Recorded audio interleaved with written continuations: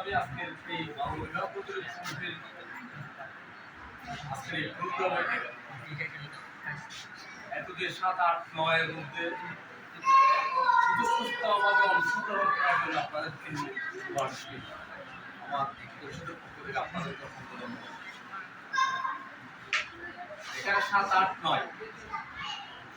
7 থেকে কারা কারা আছে দেখতে দেখি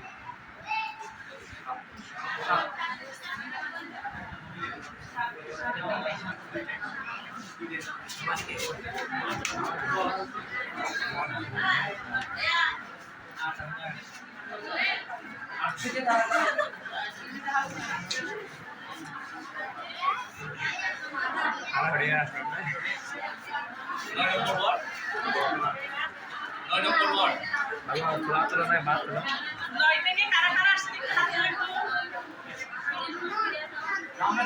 আমি এখানে ৮ নম্বর মধ্যখানে দেখি বাকিগুলো তো সব নয় কথা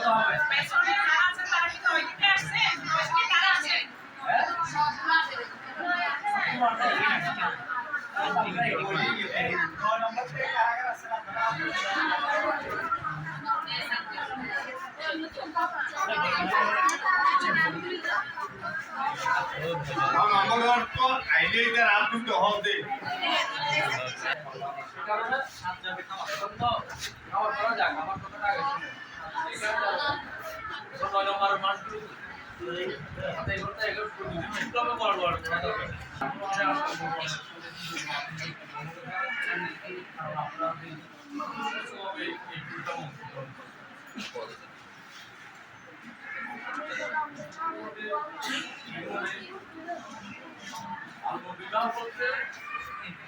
আমরা আগে জানতাম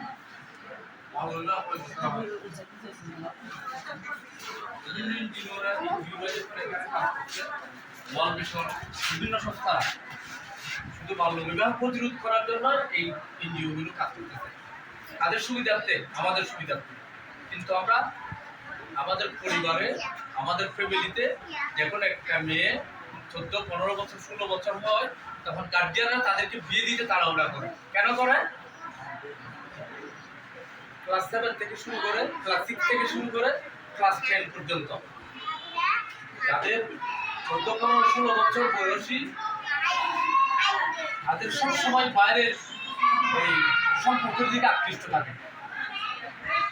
যারা বেশিরভাগই মেয়েরা সম্পর্ক বাড়ি থেকে পালিয়ে যায় তখন গার্জিয়ানরা এখানে কি থাকে একদম অসহায়ের মতো হয়ে যায় কারণ মেয়েদের একজন মেয়ে স্কুলে গেলে স্কুলে কি করতেছে না গার্জিয়ান যদি খেয়াল না করে গার্জিয়ান যদি এখানে সেন্টার না দেয় এমনি স্বাভাবিক প্যাক করার কথা তো দূরে উনি এমনি পালিয়ে যাবে আমি কত 1 মাস 2 মাস অনেক মেয়েরা এরকম 15 থেকে 14, 15, 16 বছর এই ধরনের মেয়েরা পালিয়ে গেছে বেশিরভাগ পালিয়ে গেলে তখন আমরা বাঁচতে পারি না আমরা ওই জিনিসটি আমাদের মুখ করতে হয় যে কোনো কারণে ওরা যখন ফুড ফ্রিজ করে বিভিন্ন স্কাম দিয়ে যখন ওরা প্রতিশ্রুতিবদ্ধ হয়ে বিবাহ করে বিবাহে আবদ্ধ হয় তখন আমরা ওই উড়ে গিয়ে হাজিরা আমাদেরকেও দিতে হয় সরকার সেই জন্যই এগুলো প্রতিরোধ করতে চাচ্ছে একটা মেয়ে 14 বছরে বিয়ে হয়েছে এই 14 বছরে একটা মেয়ের বাচ্চা হলো এই বাচ্চাটা উনি সিজার বেশিরভাগ এখন তো বর্তমান বাংলাদেশের বেশিরভাগ মেয়েদের সিজার হয়ে